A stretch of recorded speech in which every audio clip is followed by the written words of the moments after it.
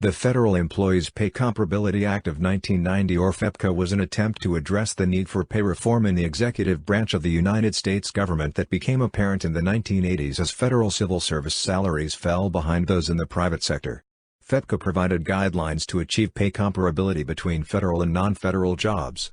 FEPCA was enacted as Section 529 of the Treasury, Postal Service, and General Government Appropriations Act, 1991 Public Law 101-509, signed into law on November 5, 1990.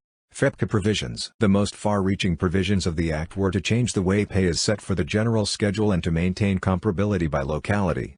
It also called for establishment of the following special pay plans: senior-level SL employees, non-supervisory and non-managerial employees classified above grade 15 of the general schedule, administrative law judges AL, members of the boards of contract appeals CA, certain law enforcement officers, employees in the Senior Biomedical Service, and police of the Bureau of Engraving and Printing in the United States Mint.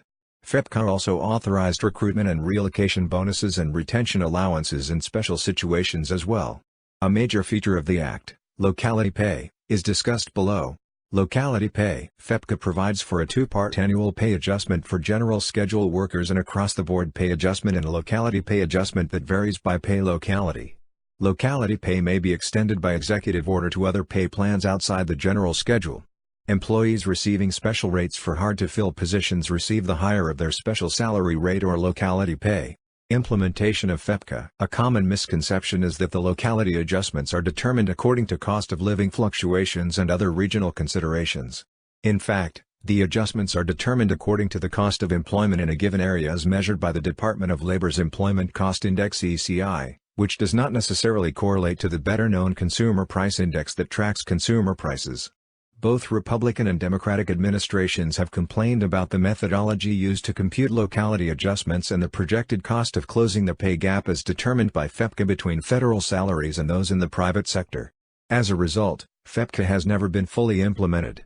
Although FEPCA provides for an automatic formula to determine the annual pay raise, this formula has been ignored due to the cost of implementation.